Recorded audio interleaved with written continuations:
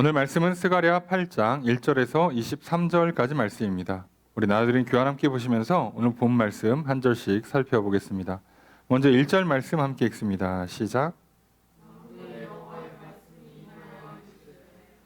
자, 주어 수로가 어떻게 될까요? 그죠? 만군의 여호와의 말씀이 임했다. 자, 이렇게 말했다예요. 그 말했다는 내용은 이제 2절 이하에 쭉 나오겠죠. 자, 지금 스가랴 7장과 8장은 이어져 있는 본문이라고 보시면 돼요. 큰 단락으로는 7장에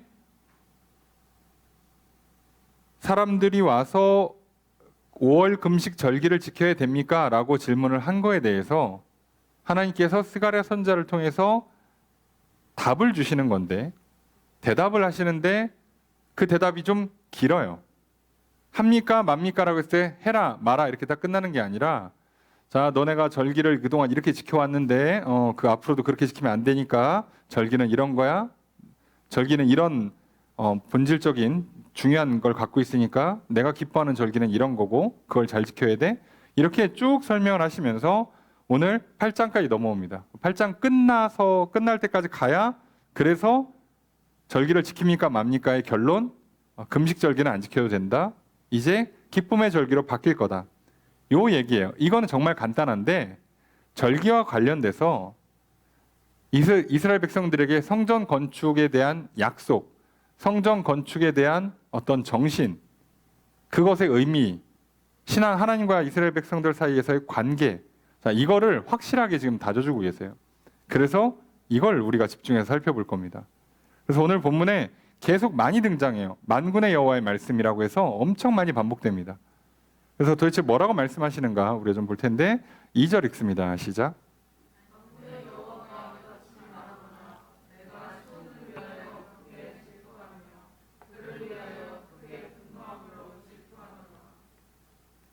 자, 주어수로 어떻게 될까요? 자, 그 말씀하신 게 계속 반복이에요. 만군의 여호와가 말한다요, 말한다. 그 하시는 말씀이 이제 쭉 뒤로 나오겠죠? 주어수로 보면 내가 질투한다, 질투한다요. 자, 질투한다요, 질투. 자, 내가 시온을 위하여 큰 질투로 질투한다, 또는 열정으로 질투한다. 근데 이게 같은 단어거든요. 이게 그러니까 지금 반복을 하고 있는데, 내가 큰 열정, 열심, 질투라고 번역되는 단어를 가지고 반복해서 똑같이 내가 큰 질투로 질투한다, 또는 내가 열심으로 질투한다. 그래서 이거를 오늘 우리가 보고 있는 성경은 크게 질투한다라고 번역한 겁니다. 질투로 질투한다, 열심으로 질투한다, 열정적으로 질투한다, 이런 뜻이거든요. 자, 그래서 이 질투한다가, 여러분, 우리가 질투가 두 가지 관점에서 좀 볼 필요가 있어요. 이게 무슨 얘기냐면, 질투라는 단어를 우리는 기본적으로 부정적으로 생각하는 경향이 있습니다. 질투라는 단어가 소위 시기와 세트로 나오는 질투죠. 시기 질투. 남의 것에 대해서 욕심을 내는 시기. 그래서 그것을 이제 부러워하는, 그것을 내 것으로 만들고 싶은 그 질투를 말하는 건데, 우리가 여기서 보고 싶은 거는 질투가 좀 두 가지 의미로 생각하셔야 돼요. 그러니까 어떤 거에 대해서 어떤 사람이 됐든 사물이 됐든 이 대상에 대해서 질투를 할 때 그 오픈되어 있는, 열려 있는 질투가 있고 닫혀 있는 폐쇄적인 질투가 있어요. 이게 무슨 차이냐면, 열려 있으면 저 사람이 소위 성공이라는 걸 했다고 칩시다. 아니, 집을 샀다고 칩시다. 집을 샀어요. 근데 이 집을 나도 살 수 있잖아. A라는 사람도 살 수 있고 B라는 사람도 살 수 있고 나도 살 수 있어요. 근데 A가 먼저 샀어요. 그래서 나도 사고 싶은데 A가 먼저 샀어. 아, 배 아파. 자, 이렇게 하는 게 소위 열려있는 질투예요. 자, 그래서 세상사에서는 대부분 이런 게 많습니다. 그래서 뭐 그게 물건이 됐든 사람이 됐든 누가 친하게 지내, 누가 사귄대. 근데 사실 열려 있잖아요. 그죠? 열려 있는 거예요. 결혼한 거 아니니까. 열려 있죠? 그러니까 이건 질투가 맞아요. 자, 그런데 언제 닫히겠어요? 이 관계가 말씀드린 것처럼 결혼하면 닫혀요. 관계가 안 열려요. 이제 다른 사람이 들어올 수 없는 관계로 돼요. 자, 이때부터 만들어지는 질투라는 표현은 이제부터는 열려 있는 게 아니라 닫혀 있는 질투. 배타적인 질투예요. 그러니까 무슨 얘기예요? 내가 내 소유로 삼았어. 내가 내 배우자나 친구로서 계약을 맺고 언약 관계를 맺었어요. 그럼 이제부터 어떻게 되는 거예요? 너는 완전히 내 거예요. 너랑 나랑만 관계를 맺는 거고 이제 누구도 옆에 들어오면 안 돼요. 그렇죠? 자, 이렇게 이 배타적인 관계에서 질투는 언제 발생하냐면 하나님께서 하시는 건 똑같아요. 내가 이스라엘 백성들을 사랑하고 이스라엘 백성들은 나를 하나님으로 섬겨야 되는데 자꾸 옆에 바알이라는 신이 들어와. 자, 그럼 이제 이거 어떻게 대한다고요? 바알 저리가 이스라엘은 내 거야. 이스라엘은 나만 바라봐야 돼. 자, 이렇게 하는 방식이 닫혀 있는 폐쇄적인 질투예요. 자, 이 질투는 어떤 의미에서 긍정적이죠? 그죠? 이 질투가 없으면 사랑하는 게 아니에요. 그죠? 내 배우자를 저기 만인의 연인으로 내버려 두면 이거 지금 뭐 하자는 거죠? 그죠? 우리 집을 저기 오픈 하우스로 만들어요? 미쳤습니까? 자, 그러면 안 되죠. 그러니까 이거는 사랑의 다른 형태일 뿐이에요. 그래서 우리가 단어 때문에 헷갈려 하시는데 그래서 하나님은 성경에 질투한다라고 나올 때 하나님이 시샘을 부리고 욕심 부린다는 뜻이 아니에요. 내 거니까 지키겠다는 거예요. 내 거니까 다른 데 시선을 못 빼앗기지 않겠다라고 말씀하시는 거죠. 그 질투를 말해요. 그래서 열정적으로 질투하고 분노하기까지 질투해요. 자, 이게 만약에 틀어지면 열받는 거예요. 안 틀어졌을 때는 열정적으로 하는 거고 틀어져 버리면 화가 나는 거죠. 이해가 되십니까? 네. 자, 그래서 뭐 많은 사람들이 그 한때 그 말이 많았잖아요. 소위 깻잎 논쟁. 자, 이런 거를 어렵게 생각할 게 없어요. 자, 결혼하신 분은 남의 여자한테 깻잎 띄워주면 안 돼요. 남의 남자한테. 간단하죠. 근데 아직 결혼이 아니야. 아직 뭐 사귀는 중이야. 매너입니다. 매너. 예, 띄워줘도 돼요. 그 못 띄고 있는데 그럼 띄워줘야지. 그래야 나도 먹지. 자, 그러니까 예, 그건 매너로 가는 거예요. 아직 오픈돼 있어요. 심지어 아직 뭐 썸을 타거나 아직 뭐 예, 그냥 뭐 남사친 여사친이다? 그럼 뭐 그걸 논쟁이 됩니까? 말이 안 되는 거예요. 그러니까 지금 질투라는 개념을 잘 보셔야 돼요. 그래서 하나님과 우리 사이의 관계는 항상 언약적 관계라는 걸 기억하셔야 돼요. 언약이 있는 관계에서는 폐쇄적으로 질투하는 게 맞아요. 나만 봐야 되고요. 내가 제일 우선순위가 되는 게 맞아요. 근데 폐쇄적인 관계가 아니야. 그럴 때는요. 말 그대로 그냥 욕심 부리는 거고요. 배 아파하는 거고 시샘하는 것밖에 안 돼요. 예. 자, 그런 겁니다. 자, 그렇게 보시면 돼요. 그러니까 예, 뭐 깻잎 논쟁이 왜 나왔겠어? 평소에 잘 안 띄워줬나 보죠. 예. 평소에 나도 잘 띄워주고 남도 잘 띄워줬으면 논쟁이 안 나요. 근데 안 띄워주다가 갑자기 다른 사람이 띄워주니까 열받겠지. 자, 그런 거예요. 그러니까 계약서를 쓰라고. 나만 띄워준다. 자, 이렇게. 그러면 문제가 안 생기는 거예요. 자, 우리가 하나님과 우리 사이의 관계를 잘 못 설정하는 이유가 하나님과 우리 사이의 관계는요, 그냥 관심으로, 그냥 애정으로 맺는 관계가 아니에요. 언약을 기반으로 한다니까요. 그 사랑이라는 감정이 언약을 기반으로 한다고. 가끔 뭐가 틀어져도 화가 나도 포기를 안 한다고요. 자꾸 하나님의 성품을 강조하는데요. 맞아요. 하나님 참 오래 참으시는 분이죠. 근데 그냥 오래 참는 게 아니라니까. 그럼 기왕 참으시는 거 끝까지 참다가 지옥도 안 보내지라고 하면 할 말 없잖아요. 그 참으시는 김에 좀 한 번만 더 참지. 그거 왜 그렇게 혼내키셔? 라고 하면 할 말이 없잖아요. 성품이라며 그렇게 하면 안 돼요. 이스라엘 백성들한테 참는 거 좀 더 참으시지. 왜 200년만 참다가 망하게 하지? 그런 말이 안 되잖아요. 그런 개념이 아니라 언약 때문에 그래요. 그래서 이 언약 개념이 굉장히 중요한 게 이게 우리 신앙의 핵심이 되는 약속과 명령이 세트로 붙는 이거 뒤에도 나옵니다. 이 개념에도 맞물려 있어요.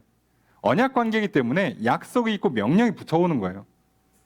그러니까 우리가 자꾸 하나님과 우리 사이의 관계나 사람 사이의 관계를 자꾸 감정으로만 치환을 하려고 하니까 문제가 생깁니다.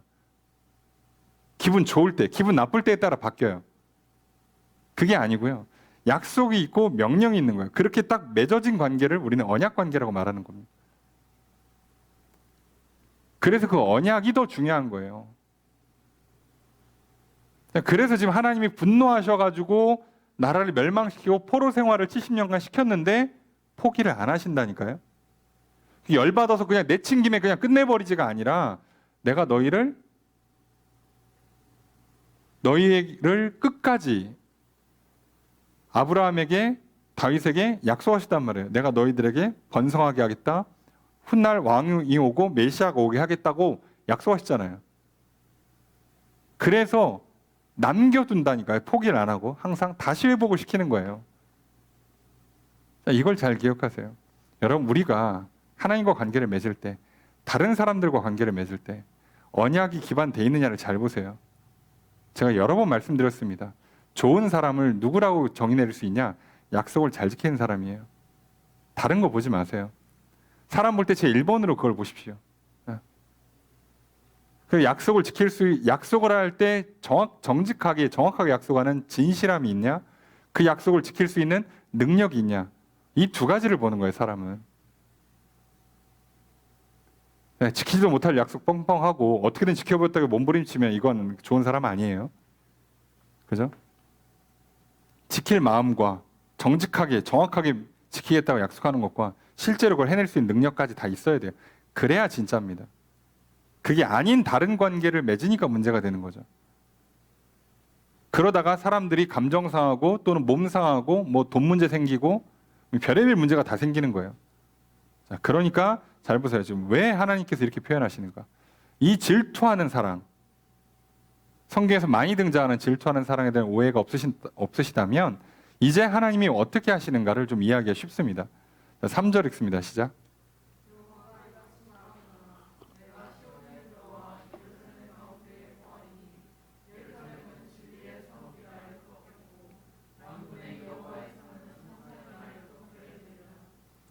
주어서로 어떻게 될까요?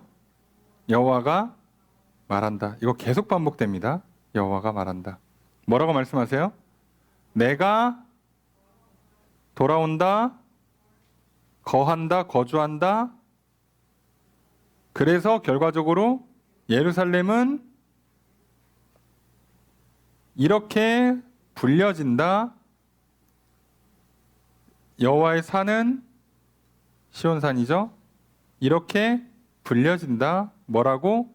진리의 성읍, 성산, 거룩한 산. 이렇게 사람들한테 불려지게 될 거라는 거예요. 내가 돌아와서 거주하게 될 거라는 거예요. 회복을 약속하시죠.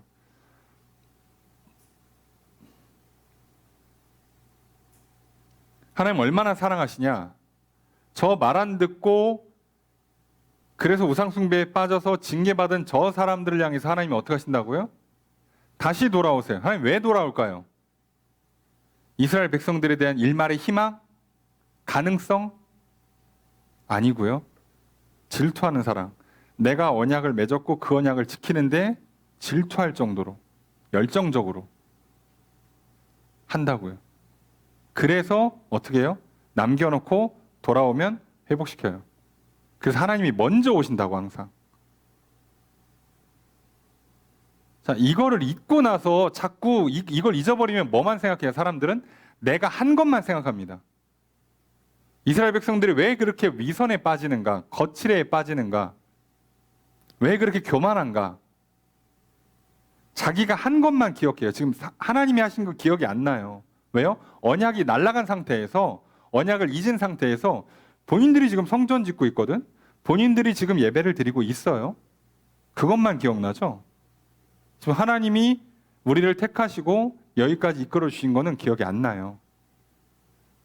아브라함이라는 사람에게 자식을 주시고, 그리고 애굽에서 출애굽하게 하시고, 지켜주고 다이상을 세우고 했던 그 장면들은 기억이 안 난다고. 내가 한 것만 기억하니까. 자, 여러분들 보통 우리가 부모와 자녀의 관계, 부부 관계, 자식 또는 친구나 연인 관계들이 깨지는 시작점이요. 자, 상호적이 아니라 자꾸 자기중심적으로 바뀌기 시작하면 이때부터 이제 시작하는 거예요.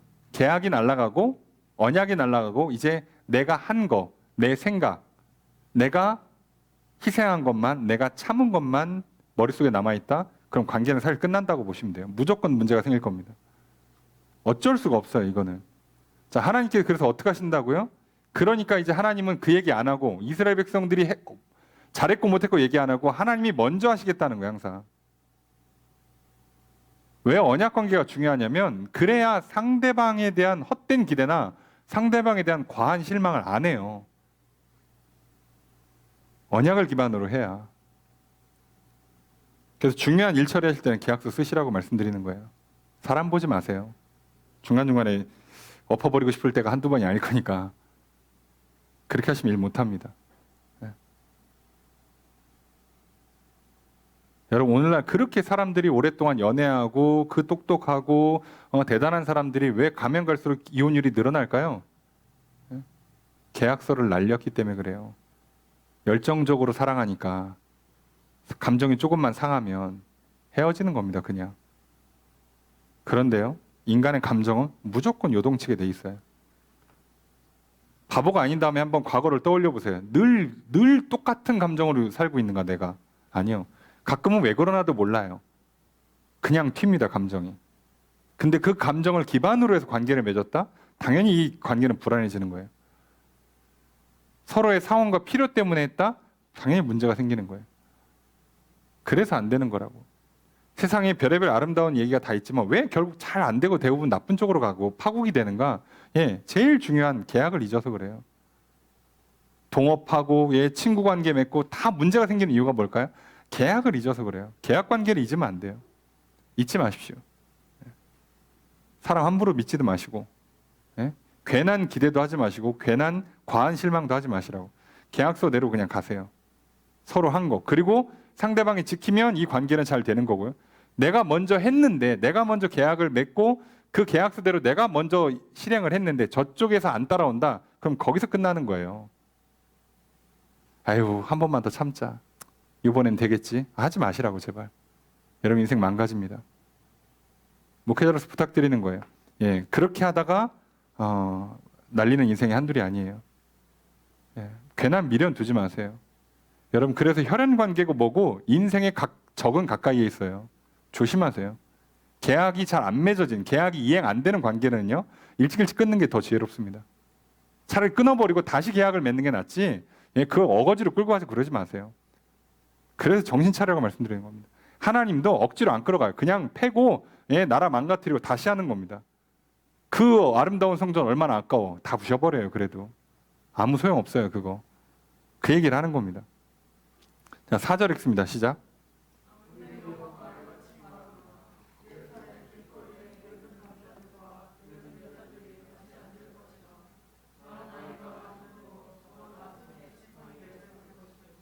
주어서 어떻게 할까요? 그죠? 계속 만군의 여호와가 말한다요. 말하는 내용 계속 나오죠. 그래서 어떻게 된다? 늙은 남자, 늙은 여자들이 앉아 있다. 그리고 그들이 잡고 있다. 뭐를? 지팡이를. 지금 예루살렘 길거리라고 되어 있는데 이거 광장입니다. 광장. 광장은 시장, 그 사람들이 만나는 만남의 터, 그리고 재판까지 하는 재판장 역할을 다 하는 곳이에요. 이 광장이 텅텅 비었었는데 여기에 늙은 남자, 늙은 여자들이 앉아 있고 그리고 손에 지팡이를 갖고 있다. 이거 장수한다는 뜻입니다. 장수의 축복을 말하는 거예요. 장수의 축복을 말했으니까 또 다른 것도 얘기해야죠. 5절 읽습니다. 시작.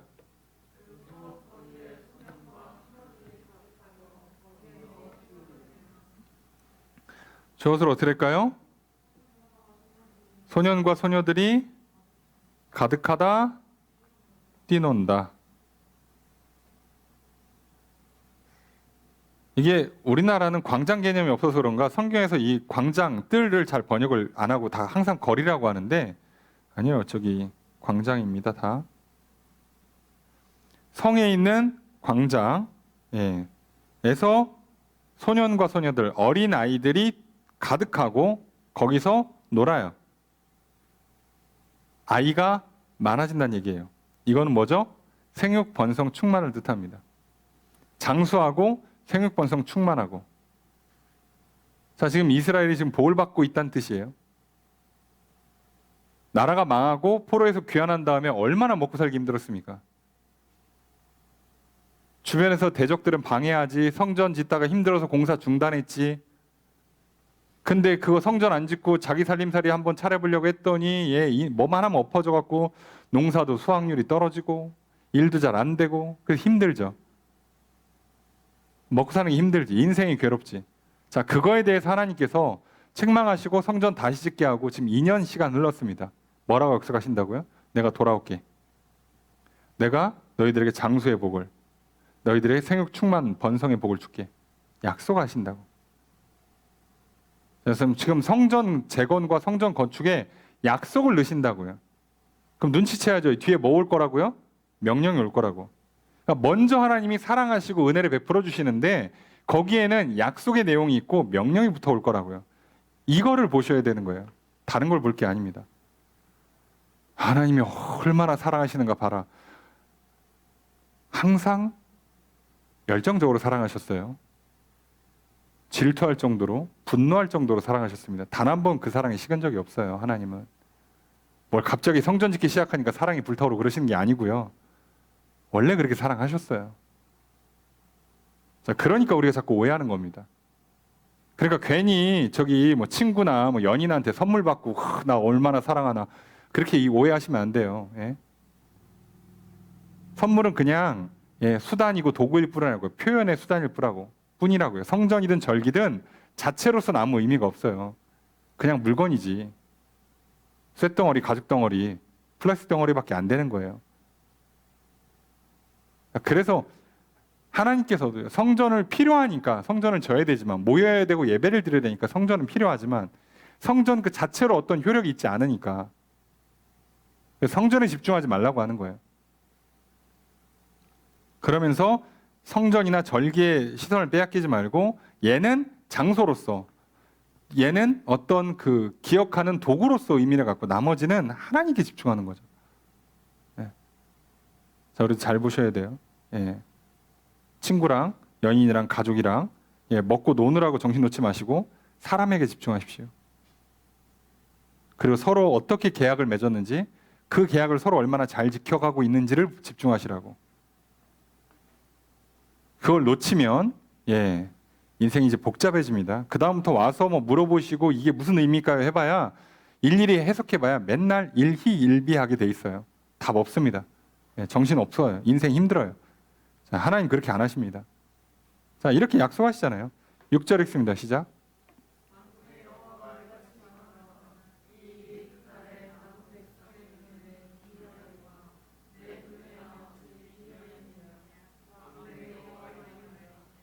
주어를 어떻게 할까요? 만군의 여호와가 말한다. 이거 두 번이나 하죠? 뒤에도 나오죠? 만군의 여호와의 말이다라고까지 하죠. 자, 그러면서 하시는 말, 이 일이 그날의 남은 백성의 눈에 기이하려니와, 기이하다, 이상하다, 놀랍다예요. 놀랍다.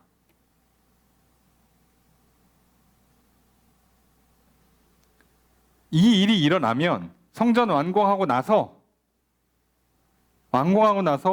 노인들이 길에 막 앉아 있고 막 어린애들이 뛰어놀고 있고, 자, 그런 장면을 보면 이상할 거라는 거예요. 왜요? 지금 나라 망했죠. 포로로 끌려가서 귀환했죠. 70년간 있다가. 그리고 지금 성전 공사하다가 멈추고 16년간 멈춰 있다가 이제 2년쯤 지나고 있는 시점이에요. 단 한 번도 근간에 이런 장면을 본 적이 없어요. 사람이 노인이 장수하고 애들이 막 뛰어노는 소리를 들어본 적이 없다고. 그러니까 와, 이게 되네? 와, 대단하다 놀라겠지만 하나님이 뭐라고요? 그게 뭐가 놀랍냐는 거예요. 내가 복을 주기로 하면, 내가 생명을 부어주기로 하면 이게 뭐 대단한 일이라는 거죠. 이거 별거 아니라는 거예요. 자, 하나님 맘먹으면 주신다는 거죠. 자, 그렇게 하겠다는 거예요. 그러니까 준다고 지금 약속하는 거예요. 뭐라고요? 야, 대단한 것처럼 보이지? 그거 별거 아니요. 이렇게 말씀하고 계세요, 지금. 그만큼 약속을 확실하게 하신다고. 7절 읽습니다. 시작.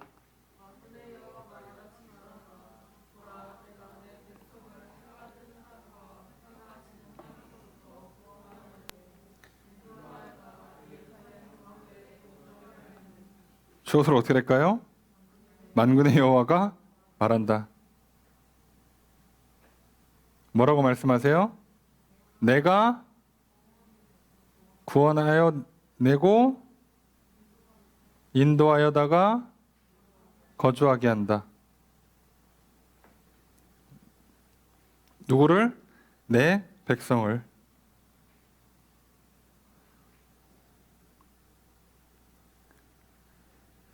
자, 내가 내 백성을 해 뜨는 땅, 동쪽 땅에서 해 지는 땅, 서쪽 땅까지 다 구원해서 낼 것이고 구원할 거고 들어오게 할 거고 예루살렘에 거주하게 할 거라는 거예요. 근데 생각해 보면 지금 성전을 건축하고 있는 이스라엘 백성들 입장에서는 이미 이루어진 일이잖아요. 벌써 돌아왔잖아요. 살고 있잖아. 그래서 이거를 앞으로도 더 돌아온다라고도 해석하지만 장차 성전에 모형되시는 예수님을 예표해서 예수님을 통해서 말 그대로 지금 바벨론은 심지어 동쪽도 아니고 서쪽도 아니고 북쪽이거든요. 자, 그러니까 이거는 예수님으로 인해서 결국은 성전에 모형되시는 완성되시는 예수님이 이 땅에 오시면 세상에 복음이 전파되고 다 그들이 예수님께로 교회로 모일 것이다. 이 얘기를 하는 거다. 그래서 중의적으로 해석합니다. 자, 그렇게 이해하시면 되고요. 8절의 두 번째 문장 있습니다. 시작.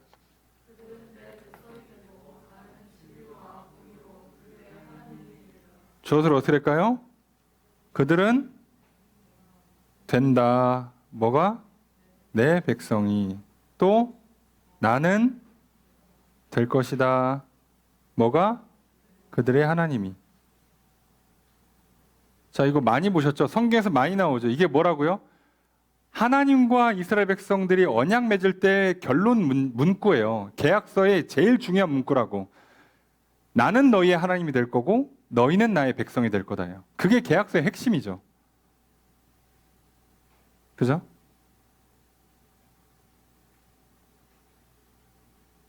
그거 아니에요? 우리가 동업을 하면 너는 나의 동업자가 되고 나는 너의 동업자가 돼주겠다. 결혼하면 나는 너의 남편이 되고 너는 나의 아내가 되겠다잖아요. 뭐가 있습니까? 자, 이게 핵심 계약서라고요. 계약서의 핵심 내용. 자, 이거를 하나님께서 제대로 다시 회복시키겠다는 거예요. 물론 누가 먼저 하신다고? 하나님이. 하나님이 먼저 은혜를 베푸시고 하나님이 먼저 약속을 내리세요. 자, 그러면 이제 그 약속에 하나님의 은혜가 약속과 명령으로 구성되어 있으면 그 약속에 명령이 붙어서 나오겠죠. 자, 9절 읽습니다. 시작.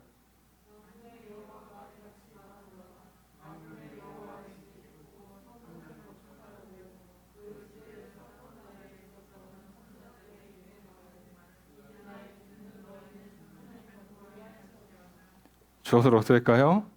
만군의 여호와가 말한다. 뭐라고 말씀하세요? 너희는 견고히 해라. 견고하게 해라. 강하게 하랍니다. 뭐를? 손을 강하게 하라. 영어로 할 때 무조건 단어 be strong으로 씁니다. 그러니까 우리식으로 번역하면 뭐예요? 힘내랍니다. 힘내라. 그죠? 자, 문장이 좀 어렵지만 내용은 뭐예요? 만군의 여호와의 집, 곧 성전을 건축하려고 그 지대를, 기초를 쌓을 때 이때 있었던 선지자, 대표적인 사람이 누구죠? 학개죠. 학개가 선지자로서 한 말이 있죠. 그 말을 이 날에 듣는, 오늘 또 듣고 있어. 똑같은 말을. 그죠? 그때 했던 말을 오늘 또 듣고 있는 거예요. 이스라엘 백성들이. 그러니까 그 무슨 얘기죠? 성전 완공하면 자, 하나님께서 자, 너희에게 복을 주겠다. 장수하고 생육번성 충만하고 그죠? 나는 너희 하나님이 되겠다는 약속도 똑같이 하고 있잖아요. 자, 그걸 듣는 너희들이 이제 약속을 들었으니 이제 믿고 앞으로 뭐 하라는 거예요? 손을 견고하게 해라. 힘내라. 라고 말씀하세요. 아니, 왜 여기서 힘을 내야 될까? 자, 우리가 이게 좀 의문이잖아요. 갑자기 왜 여기서 하나님의 명령이 힘내라로 시작할까요? 우리 예상과 다르게. 왜 힘내랄까? 자, 성전이 시작하다가 중단됐고 지금 재개하고 있어요. 성전 재건하면 뭐 일이 만사형통할 것 같습니까? 똑같이 힘들어요. 지금은 아직 복이 제대로 임한 게 아니잖아요. 힘들어요. 그래서 어떡하라고요? 힘을 내야 합니다. 여러분, 우리가 하나님께서 약속하세요. 내가 기도하면 응답해 줄게.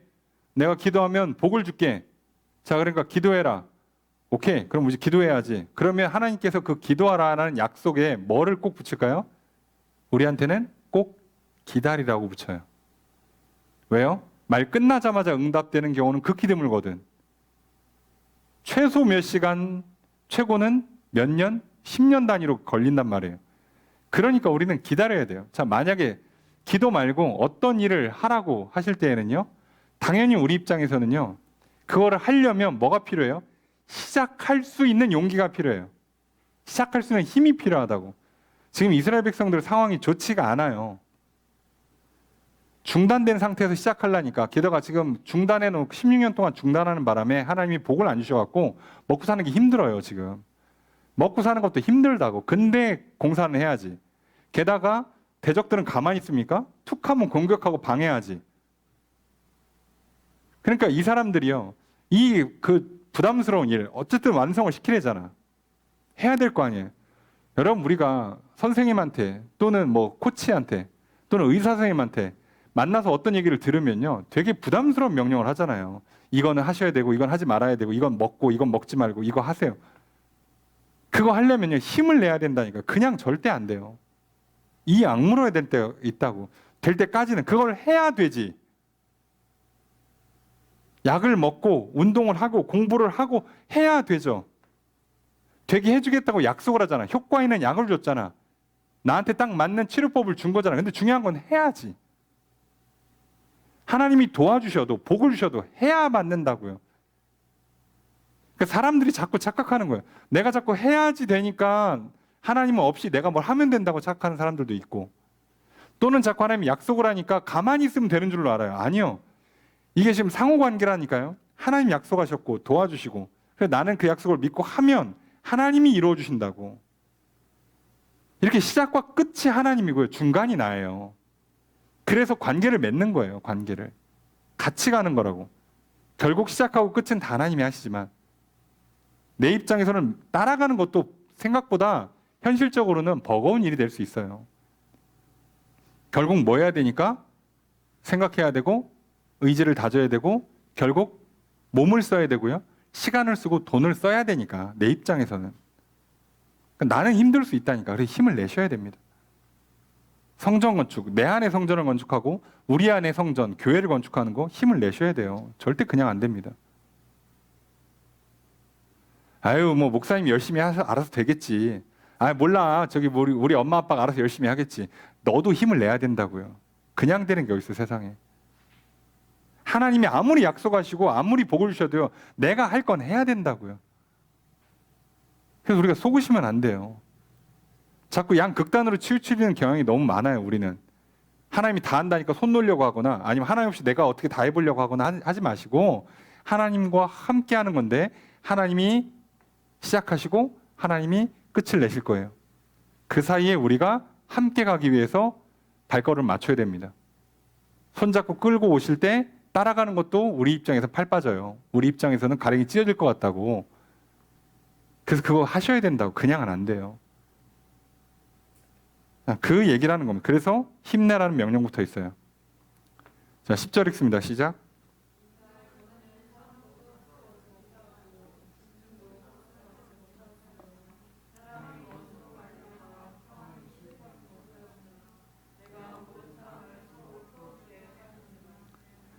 주어를 어떻게 할까요?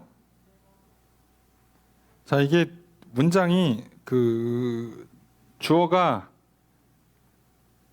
계속 붙어요. 이게 하나가 아닙니다. 연속 문장인데 사람도 짐승도, 그죠? 사람이, 내가, 이게 다 주어입니다. 여기서는 계속 이어서 붙이는 거예요. 끊으면 문장이 너무 지저분해지니까 이렇게 붙이는 겁니다. 자, 사람이 뭐 했다? 얻지 못했다. 보수를. 짐승이 뭐 했다? 받지 못했다. 보수를. 사람이 어떻게 됐다? 출입하지 못했다. 또 내가 어떻게 했다? 풀어주게 했다. 자, 풀어주게 했다가 무슨 뜻일까요? 풀어준다고 하니까 좀 오해인데요. 자, 이거를 조금 문맥상 부정적인 거라서 부정적으로 번역하면 이게 풀어준다는 약간 긍정적으로 해석한 거고요. 번역 잘못한 걸로 보는 게 맞습니다. 여기서는 풀어주는 게 아니라 쫓아내는 거예요. 쫓아내는 거. 아다르고 어다르죠. 다 나가는 건데 하나는 풀어주는 거고 하나는 쫓아내는 건데 여기는 쫓아낸다고 번역해야지. 왜요? 지금 뭐가 복이 안 들어와. 일이 안 되고 있는 거예요. 사람이 일을 해도 보수를 못 받아. 지금 어려우니까 힘드니까. 짐승도 죽으라고 소가 쟁기질하고 뭐도 못 먹어. 사람이 집에 성에 출입하는 게 불안해. 평안하지를 못해요. 하나님께서 어떻게 했다고요? 서로 내쫓게 만들어 서로 대적하게 만든 거예요. 자, 그렇게 했기 때문에 지금 뭐가 안 되고 있어요. 자, 그래서 11절 읽습니다. 시작.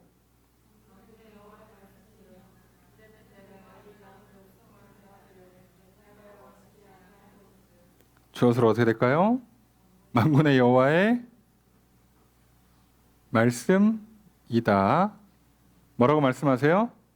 내가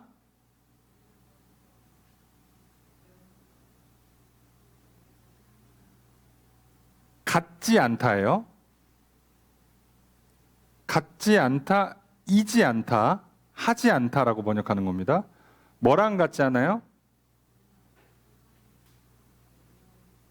옛날에 이 남은 백성한테 했던 것 같지 않다, 그렇게 하지 않겠다는 얘기예요. 이해가 되시죠? 내가 예전에 이 백성들에게 했던 것과 똑같이 하지 않겠다. 옛날에 이 백성과 똑같이 같지 않게 하겠다. 비동사인데 동사는 비동사를 쓴 건데 그래서 이지 않다, 하지 않다 뭐 이렇게 번역하는 겁니다. 그래서 옛날과 같이 하지 않겠다는 거예요. 그럼 어떻게 하겠다는 거죠? 12절 읽습니다. 시작.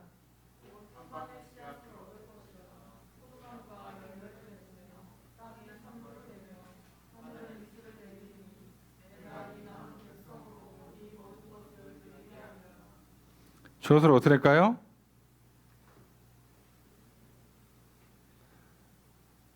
자, 문장상 하면 평강에 얻을 것이라는 동사 없어요. 그냥 평강의 씨앗 딱 하고 끝입니다. 자, 평강의 씨앗이라고 하면 뭐겠어요? 두 가지로 해석돼요. 평강을 심는다라는 뜻이 있고 또는 씨가 평화롭게 잘 자란다는 뜻이 있어요. 둘 다 좋은 의미인데 하여간에 두 가지로 해석이 다 됩니다. 그 다음에 이제 어떻게 됩니까? 포도나무가 맺는다. 땅이 낸다. 하늘이 내린다.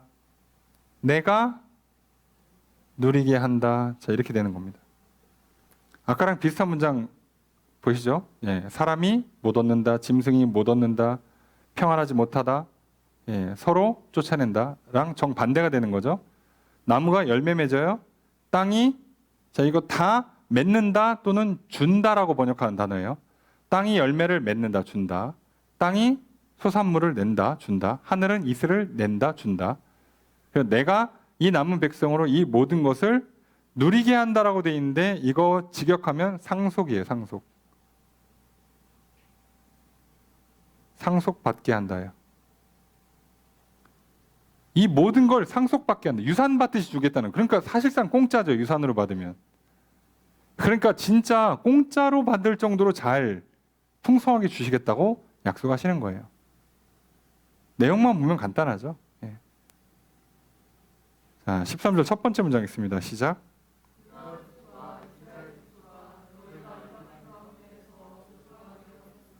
주어서로 어떻게 될까요? 너희가 되었다 저주가 너희는 저주가 되었다. 되었었다. 과거형이죠. 그런데 13절 두 번째 문장 있습니다. 시작.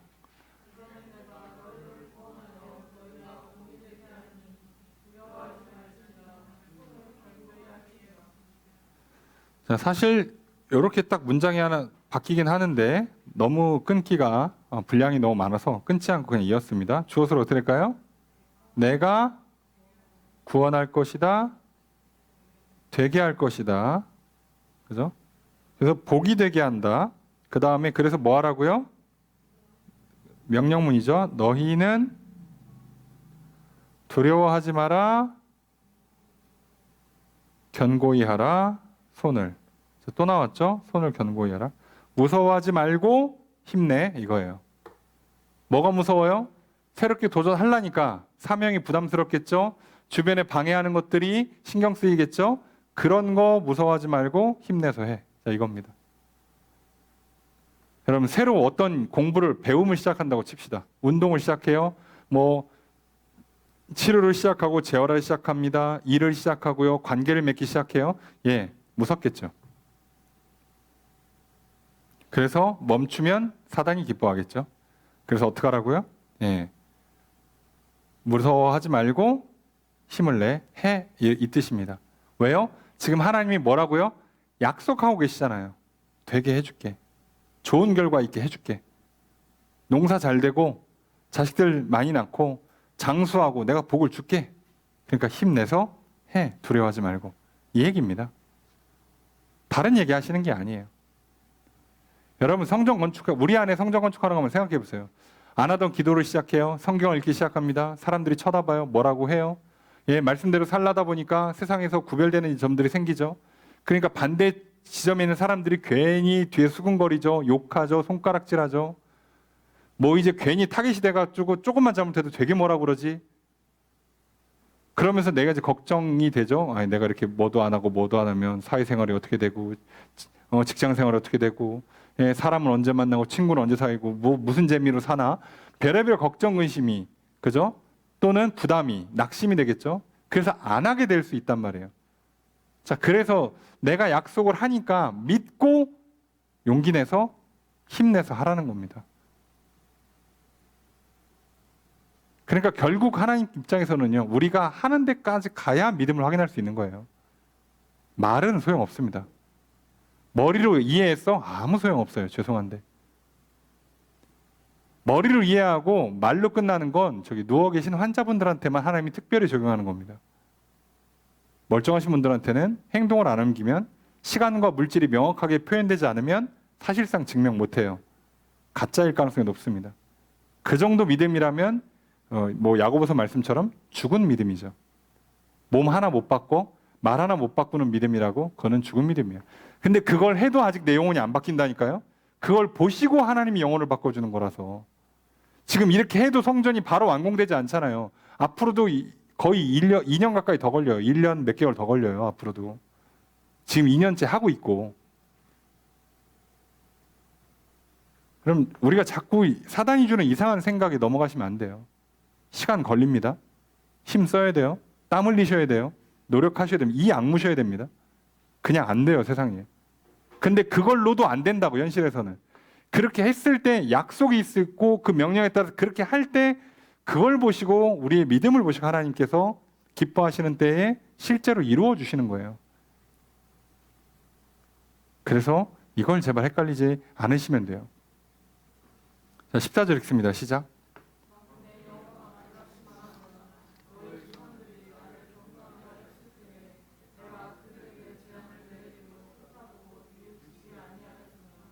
주엇으로 거스릴까요?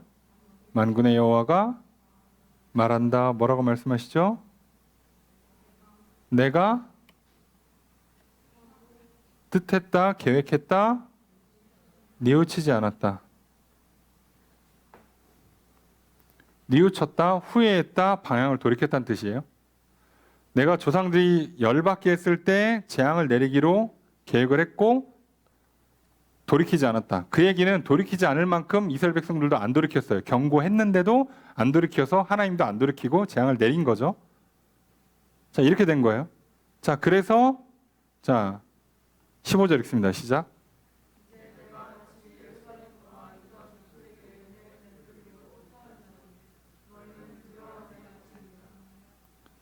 주어서 어떻게 할까요? 내가 뜻하였다. 그래서 너희는 두려워하지 마라. 번역이 많이 아쉬워요. 왜요? 앞에 문장의 의미를 그대로 살렸을 것 같죠? 근데 하나도 느낌이 안 살죠. 왜요? 하나를 번역을 안 했으니까. 여기 다시라고 번역된 게 뭐냐면요. 내가 돌이켰답니다. 왜 아예 동사가 있는데 왜 빼는지 모르겠어요. 자꾸 이런 거 볼 때마다.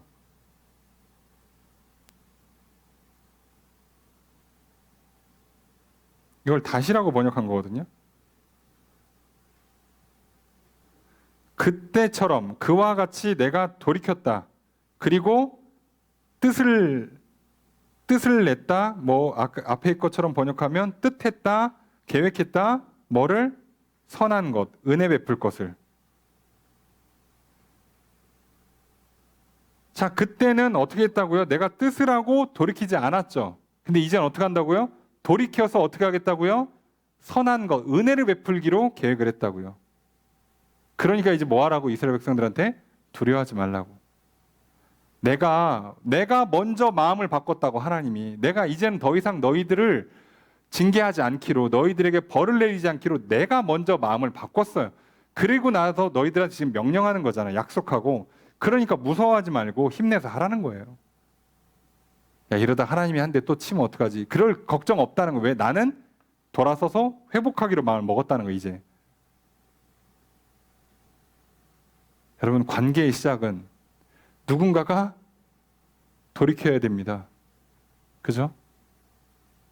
서로 안 만나고 있는 사람이 평행선을 달리고 있어. 또는 서로 반대로 가고 있으면요. 관계가 시작되면 누군가 한 사람이 먼저 돌이켜야 돼요. 그럼 항상 이거 누가 하신다고요? 하나님이 하신다고. 그리고 손을 딱 내미는 거예요. 근데 안 내밀어, 안 잡어? 그럼 이제 관계가 안 맺어지는 거죠. 이때 툭툭 어깨를 치면서 우리 좀 친하게 지냅시다 했을 때 어머 하고 이렇게 딱 잡으면 이제 친구 되는 거죠. 이렇게 하는 거예요. 그동안 거절해갖고 이제 거절하니까 하나님도 돌아섰단 말이에요. 돌아서니까 여기에 온갖 저주가 재앙이 임했었어요. 근데 이제는 어떻게 하겠다고? 하나님 다시 돌이켜서 가자. 성전 지어야지. 내가 너희 하나님 해줄게. 너희도 내 백성 돼야지. 우리 그렇게 하기로 했었잖아. 중간에 좀 일이 안 좋았었지만 이제 다시 하자. 했으면 이제 잡으면 돼요. 자, 이거 얘기하는 겁니다. 그러니까 용기 내라고. 힘 내라고. 16절 읽습니다. 시작.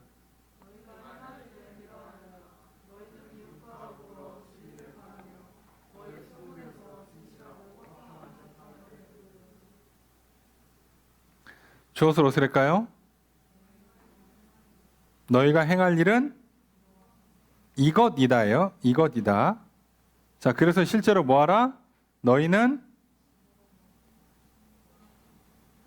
말하라. 진리를. 또 뭐하라? 베풀라. 뭐를? 진실하고 화평한 재판을.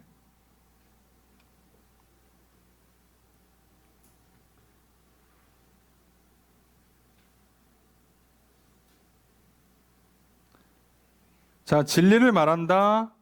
진실하고 화평한 재판, 공정한 재판을 베풀어라 라고 했죠.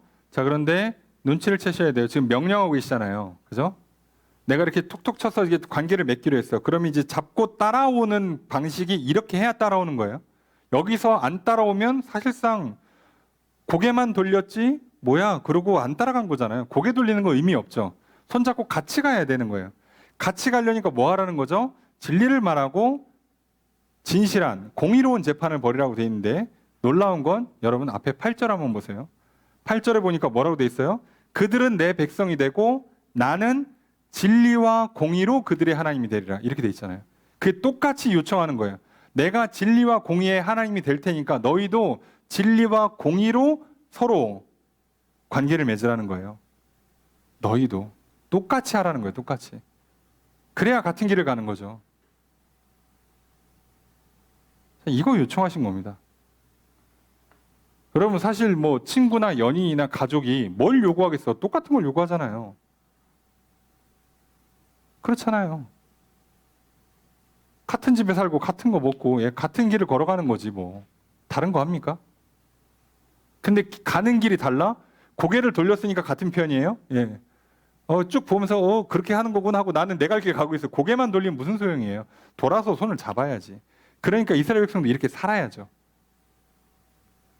과거에 이스라엘 백성도 이걸 안 해서 문제가 된 거잖아요. 그 얘기를 하는 겁니다. 17절 읽습니다. 시작.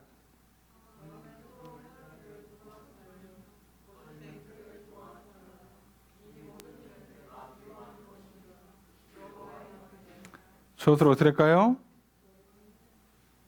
너희는 도모하지 마라, 좋아하지 마라. 자, 이 모든 일은 이다 내가 미워하는 것. 그러니까 뭐까지 했어요? 마음에 서로 악한 거 행할 것을 계획하지 마라. 계획도 하지 말라는 거죠. 생각도 하지 말라는 거고, 거짓 맹세 좋아하지 말라. 좋아한다, 사랑한다인데 거짓 맹세가 뭘까요? 우리가 내가 이걸 반드시 하겠다고 강조하기 위해서 맹세를 한단 말이에요. 근데 보통 맹세는 저주예요. 우리도 똑같이 하죠. 내가 이거 안 지키면 손에 장을 지진다. 내 성을 간다라고 저주의 맹세를 한단 말이죠. 근데 그 맹세를 안 지키면, 그죠? 내가 부모님 이름으로까지 내가 누구의 자녀가 아니다. 내가 김 씨가 아니라 이 씨가 될 거다. 이렇게까지 했는데 해놓고서는 안 지켜. 그러면 내 가문을 먹칠하는 거잖아요. 그러니까 거짓 맹세하는 거, 이스라엘 백성들이 꼭 지키겠다고 강조하려고 하나님 이름까지 팔아먹어 놓고, 그리고 안 지켜. 그러면 세트로 하나님까지 욕을 먹는단 말이에요. 그래서 하나님께서 절대 자기 이름으로 맹세하지 말라고. 사실 우리가 이 땅에 살면서 하나님 이름으로 맹세할 일이 뭐가 있습니까? 맹세할 필요가 있어요? 이미 신실한 사람, 말한 거 약속을 지키는 사람이 맹세할 필요가 있어요? 얼마나 안 지켰으면 맹세를 해야 되냐고. 너 얼마나 못할 말을, 믿을 수 없는 이상한 말을 하니까 맹세가 필요하겠냐고. 그러니까 이미 틀린 거예요, 그거는. 그래서 맹세 좋아하시는 분들은 조심하셔야 됩니다. 오히려 믿을 만하지 못해요. 그러니까 맹세하지 말고 그냥 계약서 쓰라고 하라니까. 예. 요즘에 어느 시대인데 다 녹취 뜨시고요. 문자 주고받고 다 증거물 남겨두세요. 뭘 믿어, 사람을. 아유, 내가 절대 그러지 않아. 다음날 괜찮아 걱정하지 말고 가세요. 그리고 다음날 경찰 불러요. 보험사 부르고. 누굴 믿어, 여러분? 오히려 그렇게 할수록 더 의심스럽죠. 예? 아유, 걱정하지 말고 가시라고. 뭘 그래? 그냥 내가 문자 하나 써주면 되잖아요. 예, 저는 괜찮습니다. 예, 청구 안 할 테니까 걱정하지 마세요. 하면 끝나잖아. 이게 법적 효력이 생기잖아. 뭘 말로 걱정하지 말고 가시라고. 아이고, 놀라셨죠? 가시라고. 그리고 다음날 전화 와요. 보험사인데요. 여러분, 그렇게 하는 거 아니에요. 특히나 그리스도인들은 더더욱 그렇게 하시면 안 되죠. 말하면 지키는 겁니다. 당연히 지키는 거예요. 이미 약속했고 지키는 줄로 알고 진행하는 거예요. 뭘 그거를 일주일 전에 한 번 더 확인하고 3일 전에 또 확인하고 하루 전에 또 확인하고, 그게 얼마나 서로 못 믿는다는 얘기예요. 약속했으면 전날이나 당일날 아침에 한 번 얘기하면 끝난 거지. 자, 오늘 이따 저녁에 만나기로 한 거 알지? 그럼 끝난 거죠. 뭘 더 얘기를 해. 자주 확인해주면 좋은 거 아닙니까? 예. 바빠 죽겠는데 이렇게 피곤하게 인생 사지 마시고요. 서로 믿으면서 신뢰하면서 사세요. 예. 그렇게 얼마나 약속을 잘 안 지켰으면 그렇게 확인을 하냐고. 그럴 필요 없어요. 자, 이스라엘 백성들이 그렇게 살았다니까. 예, 조심하셔야 돼요. 예, 사람 마음 금방 바뀝니다. 생각 언제나 바뀔 수 있어요. 스스로도 믿지 마세요. 예, 함부로 믿지 마시고 그냥 계약서 쓰세요. 네, 그냥 증거물을 남겨놓으시라고. 어렵게 할 것 없습니다. 자, 18절 읽습니다. 시작. 주어로 어떻게 할까요? 만군의 여호와의 말씀이 임했다. 뭐라고 말씀하신다죠? 뭐라고 말씀하셨냐? 19절 첫 번째 문장 있습니다. 시작.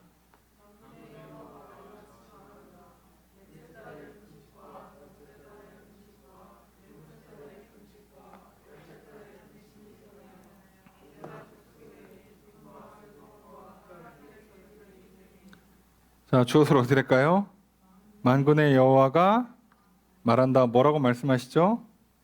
주어가 많죠? 예, 넷째 달, 다섯째 달, 일곱째 달, 열째 달. 뭐 이렇게 많어? 예, 이걸 진짜로 다 했대요. 자, 이 금식의 절기들이 어떻게 된다고? 이것들이 변한다, 될 것이다. 뭐가 돼요? 예, 기쁨과 즐거움과 희락의 절기들이 될 것이다.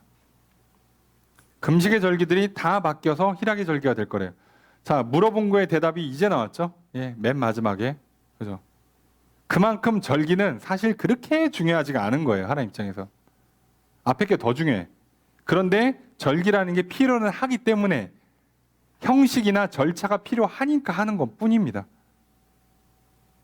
너무 절기나 형식을 무시해도 안 되니까 그래도 기본은 해야죠. 자, 그래서 얘기하는 거예요. 자, 그래서 바꾸겠다라고 하신 다음에 19절 두 번째 문장 있습니다. 시작. 주어를 어떻게 할까요? 너희는 사랑하라, 좋아한다, 사랑한다라고 쓰는 단어예요. 뭐를? 진리와 화평. 화평이라고 번역했지만 샬롬입니다. 샬롬. 평화, 평강을 사랑해라.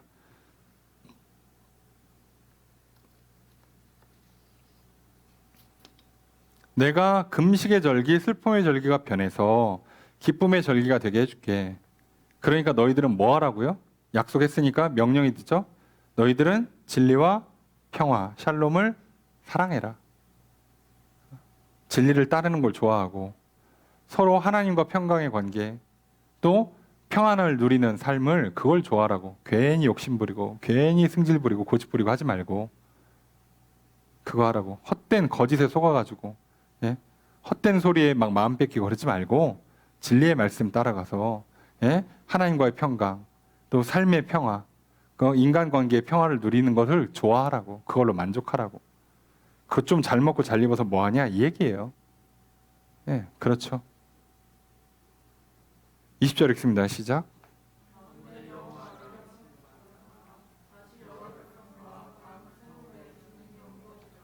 주어를 어떻게 할까요? 만군의 여호와가 말한다. 뭐라고 말씀하십니까? 그죠? 여러 백성과 성읍 주민들이 올 것이다. 돌아온다예요. 돌아온다.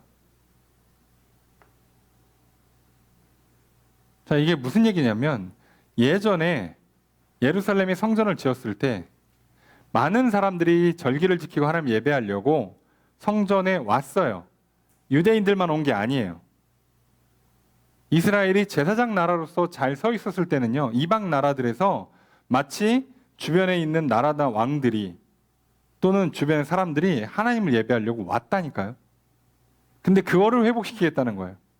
근데 그리고 이거는 이제 더 넓은 의미에서 예수 그리스도를 통해서 모든 사람들이 예수께로 나아오는, 모든 사람들이 교회로 와서 하나님을 예배하는 일이 일어나게 하시겠다는 얘기잖아요.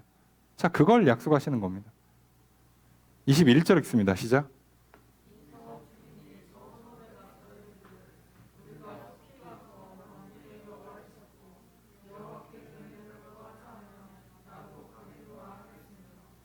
주어를 어떻게 할까요? 이 성읍 주민이 말한다. 이렇게 말하는 거죠.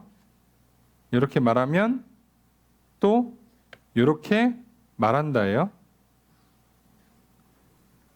이 성읍 주민이 저 성읍에 가서죠. 간다.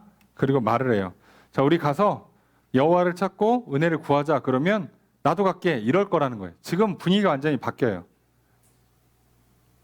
이게 제사장직이 회복됐을 때 하나님의 임재가 임하고 성령이 임할 때 일어난 일이죠. 자, 오늘날 참 가슴 아픈 얘기인데 여기 마찬가지예요. 우리가 오늘날 대한민국에서 한번 분위기를 보세요. 자, 우리 여호와 앞에 나가서 기도 좀 하자. 은혜 좀 구하자. 그러면 옆에 있는 사람이 나도 가자라고 합니까? 너나 가세요 그러죠 지금. 뭐가 문제일까요? 이스라엘 백성과 똑같은 문제가 생기고 있는 거예요. 우리가 지금 뭐가 안 되고 있어요? 성전 건축이 제대로 안 되고 있어요. 내 안에 하나님을 예배하는 것들이 잘 이루어지지 않고 있다고. 내 안에 진리와 평강이 넘치지 못하고 있다고요. 여전히 내 생각이 가득하고 내 악한 습관대로 살아가고 성질 다 부리고 욕심 부리고 그러고 살고 있기 때문에 사람들도 알아요. 저거 성전 아니다. 저거 하나님 임재가 없다라는 걸 알아요. 말을 들을 리가 없지. 그러려니 하는 거죠. 너나 가세요 하는 거죠. 근데 우리가 하나님께서 임재하시고 그래서 장수하고 평강하고 생육번성 충만하는 걸 본 거를 사람들이 보면 다 합니다. 야, 뭐가 있는데? 자, 그러면 야, 교회 가서 우리 함께 예배드리자. 그러면 나도 가자. 이렇게 되는 거예요. 그럼 오늘 우리가 성전되는 거고요. 그 일을 우리가 오늘 증인으로서 살아가는 거잖아요. 그 작업을 하셔야 돼요. 세상이 악해져서 생기는 문제도 물론 있습니다만 오늘 우리가 조금 더 세상을 탓할 게 아니라 우리가 할 수 있는 건 해야죠. 최소한 하나님이 내 안에 성전 짓기를 원하시고 나와 함께 임재를 원하세요. 그래서 자꾸 나를 두드리시잖아요. 빛을 비춰주시고 양심을 찔르시면서 거기 아니야. 일로 가자. 나와 함께 하자. 너 그렇게 가다가 복 다 잃어. 인생 괴로워. 그 길 가지 마. 내가 너에게 생명을 줄게. 내가 너에게 평강을 줄게. 복을 내려줄게. 나랑 같이 가자.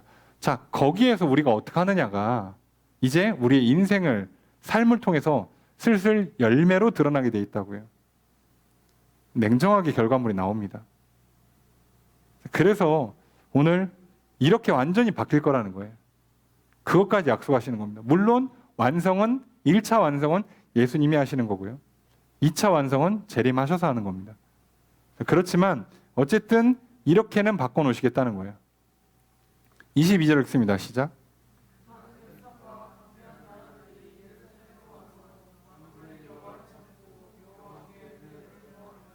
주어서 어떻게 될까요? 그래서 많은 백성과 강대한 나라들이 온다, 찾는다, 구한다예요. 예루살렘에 와서 여호와를 찾고 은혜를 구합니다. 이렇게 될 거라고. 근데 누가 온다고요? 이스라엘보다 많은 백성, 이스라엘보다 강한 나라들이. 우리가 성공하지 못해서 세상이 무시한다고 생각하기 쉬워요. 내가 외형적으로 볼품이 없으니까, 사회적으로 어떤 그 명성이 없고 명예가 없으니까 사람들이 내 말을 안 듣고 사람들이 나를 안 따라온다고 생각할 수 있습니다. 근데 물론 그것도 일부 맞겠지만 진짜는 하나님이 임재하셔서 복을 주시는 것들이 증명되기 시작하면요, 나보다 더 많은 사람들, 나보다 더 많은 걸 갖고 있고 나보다 더 힘이 센 사람들도요 따라오게 돼 있어요. 그렇게 되는 거예요. 그렇게. 그럼 어렵게 해석하고 오해할 필요가 없어요. 우리가 인생 살면서 그렇게 가는 겁니다. 그렇게. 자, 그렇게 될 거라고 지금 말씀하시는 거죠. 그 다음에 23절 읽습니다. 시작.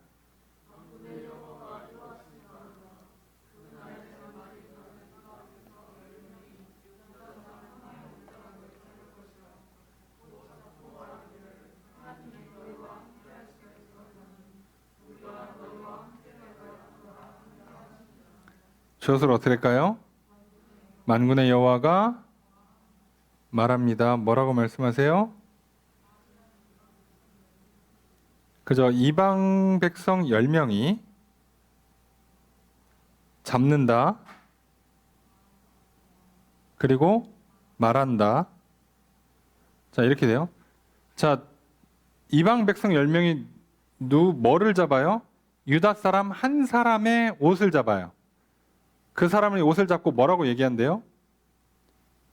하나님이 너희와 함께 하심을 들었나니 우리가 너희와 함께 가고 싶다. 이렇게 말한다는 거죠. 가고 싶다. 이렇게 말을 한다는 거예요. 그래서 이것도 마찬가지로 성전이 회복됐다는 게 1차적인 해석. 그 다음에 이 유다 한 사람을 예수님으로 보면 이제 예수님 붙잡고 나온다라고 해석하는 거고. 그러니까 10사람이 한 사람을 이라는 표현 자체가 많이 쓰는 비교법이에요. 우리도 그냥 시험 보면 무조건 그냥 100점이라고 생각하잖아요. 그게 만점의 개념이죠. 예, 여기도 10명이라고 그러면 그냥 실제 10명을 말하는 게 아니라 10명, 12명, 7명 이렇게 얘기하면 그냥 되게 많은 사람을 생각해요. 예. 최고 강조법은 1000명이긴 한데 그냥 그렇게 쓰는 겁니다. 자, 그러니까 지금 뭐가 회복되는 거예요? 성전이 지어지고 나면 성전으로서 그 이스라엘이 이제 뭐가 되는 거예요? 제사장 나라가 되는 거예요. 그래서 하나님과 이제 이방 나라까지 연결시켜주는 일을 하겠다는 거. 그리고 그렇게 하게 결국은 또 누가 해요? 하나님이 하신다니까. 그러니까 너희들은 뭐만 잘하라고? 성전만 잘 지으라고. 너희들은 하나님 말씀대로 명령을 잘 따라서 그 성전을 잘 유지만 하고 있으라고. 내가 오늘 하나님 잘 믿고 내 안에 성전이 세워지고 내가 내 안에 거룩함을 잘 유지하고 있으면 하나님께서 나를 통해서 복음을 전파하시고 하나님께서 나를 통해서 믿지 않는 자들이 하나님께 나아오도록 나를 쓴다고요. 뭘 대단한 일을 하지 않아도 될 거라고. 어차피 내 안에 결과물이 나오기 시작할 거고요. 열매 맺기 시작하면 사람들도 눈으로 본단 말이에요. 아, 저거구나. 야, 어떻게 쟤는 저런 표정을 짓고 살 수 있지? 야, 쟤는 어떻게 저렇게 진짜 평안하고 행복할 수 있지? 건강할 수 있지? 저 사람은 약간 빛이 나는 것 같은데? 자, 이걸 모를 수가 없어요. 사람들이 알아요. 이상하게 압니다. 그래서 은근히 물어봐요. 너 뭐냐? 근데 심지어 이 사람이 먼저 야, 뭐 힘들고 어려워? 우리 교회 좀 가자. 그러면 왠지 더 가고 싶은 일이 일어나죠. 근데 더 놀라운 건 성전이 지어지고 그 안에 하나님이 임재하시면, 우리를 치면은 성령 임하시면 성령님이 그 일을 또 하세요. 직접. 그래서 더 잘 된다니까요. 오늘날 우리가 그걸 많이 잃어버린 시대를 살고 있으니까 이게 무슨 말인지 머리로는 알겠지만 뭔 느낌인지 모르잖아요. 헷갈리죠. 예? 오늘날 세상 사람들이요, 다 사랑 없이 살잖아요. 다 그냥 외모 보고 사귀고 돈 보고 사귀고 조건 보고 사귀고 뭐 일에 대한 애정과 사랑이나 비전이 없고 그냥 돈 보고 조건 보고 회사를 취직하니까 이미 사랑이 없는, 신뢰가 없는 관계를 우린 너무 익숙하게 맺고 살아요. 그러니까 진짜 정말 사랑하는 사람들이, 정말 꿈을 갖고 열정을 갖고 사랑으로 살아가는 사람들이 하는 말을 우리가 이해를 못하는 거예요. 야, 그래도 얼마는 벌어야지. 야, 그래도 조건 이 정도는 갖춰줘야지. 자꾸 그 얘기를 하는 거예요.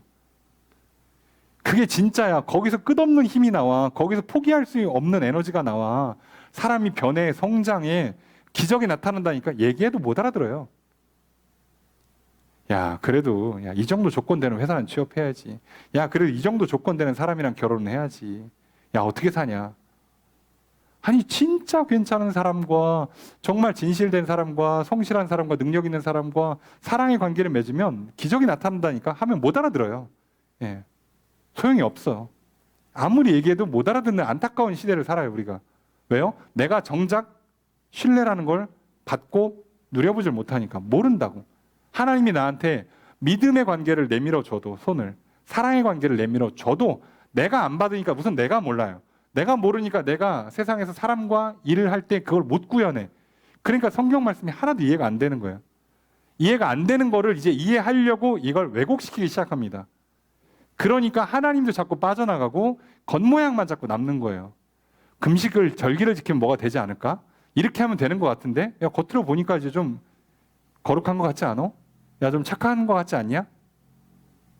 예수 좀 믿는 것 같지 않아? 이렇게 스스로 속는다고. 가짜죠. 양복 입고 출근하면 회사원 같습니까? 이게 말이 돼요? 예?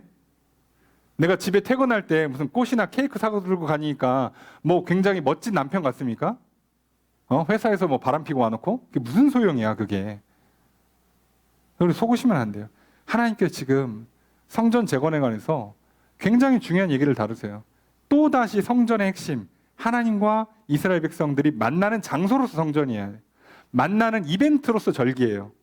다른 의미가 없어요. 그래서 하나님은 지금 이 성전 건축에 관해서, 절기에 관한 문제를 놓고 하나님과 이스라엘 백성 사이의 관계를 집중적으로 다루시는 거예요. 그래서 절기를 지켜야 됩니까? 이제 성전 다 지어져 가는데 금식 절기를 지켜야 됩니까? 라고 질문하니까 그거 지킬 필요 없어. 이제 축제의 절기로 바꿔줄게 라는 말은 두 줄 만에 끝내고요. 두 절 만에 끝내고 이 관계를 설명을 지금 2장에 걸쳐서 하고 계시는 거예요. 난 너희의 하나님이 되고 너희는 내 백성이 되는 거야. 우리가 성전에서 예배로 만나.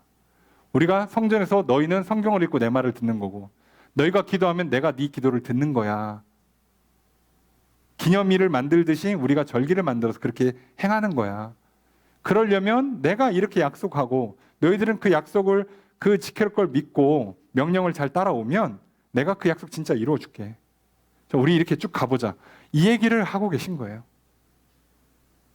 자, 부디 이 말씀이 무슨 말씀인지 여러분들이 이제 삶에서 경험되기를 주님 축복합니다. 여러분 안에 성전이 제대로 지어지기를 주님 축복합니다. 하나님께서 계속해서 우리 안에 성전 지으라고 하실 때 여러분 여러 가지 사정과 이유로 멈추셨습니까? 기도하기를 멈추고 말씀 배우기를 멈추고 또는 말씀에 순종하면서 명령에 따라서 순종하던 일들을 멈췄다면 다시 시작하십시오. 그래봐야 인생 괴로워질 뿐이니까 하십시오. 내 안에 성전을 짓는 게 먼저예요. 옆에 사람 얘기하지 말고요. 뭐 상황이나 환경이나 시대는 탓하지 마시고요.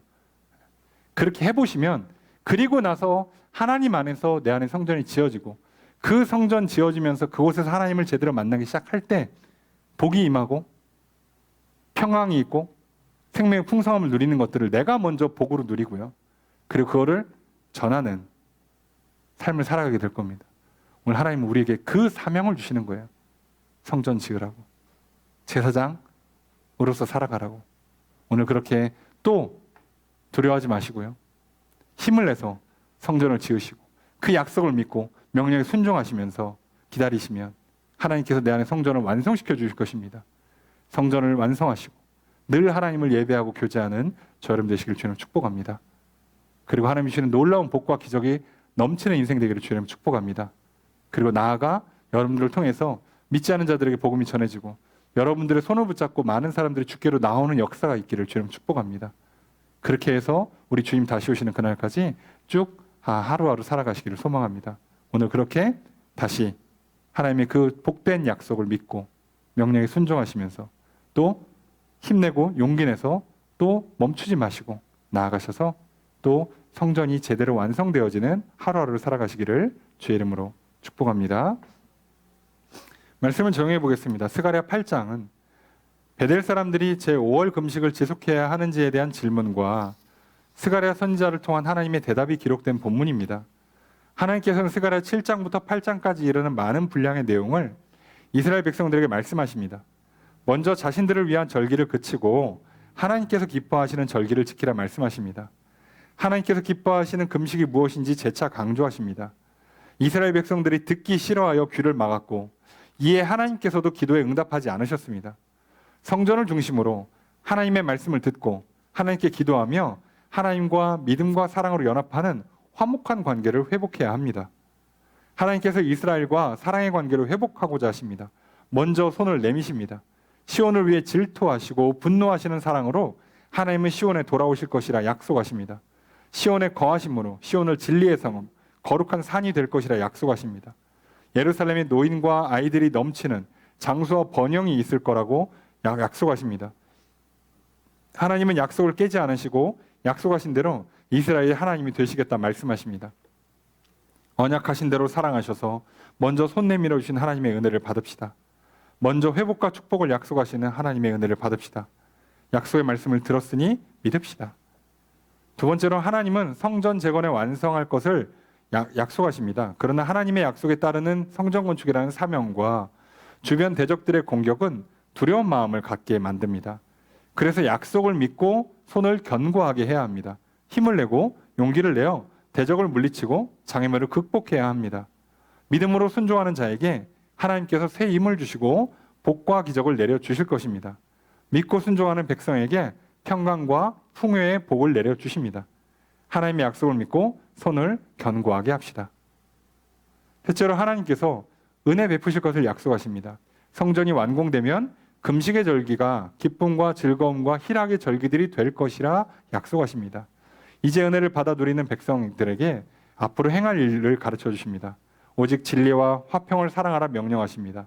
진리를 말하고 진실하고 화평한 재판을 베풀고 악한 생각과 거짓 맹세를 멀리하라 하십니다. 이처럼 하나님은 먼저 은혜를 베풀어 주시고 은혜 받은 자들에게 은혜에 합당한 삶, 은혜를 계속해서 유지하며 누리는 삶을 살아가라 명령하십니다. 이제 우리도 하나님의 약속을 믿읍시다. 주신 은혜를 받아 누립시다. 약속에 순종하여 주신 은혜를 유지하고 계속해서 주실 은혜를 받아 누립시다. 이렇게 살아가시는 저 여러분들이 되시기를 주의 이름으로 축복합니다.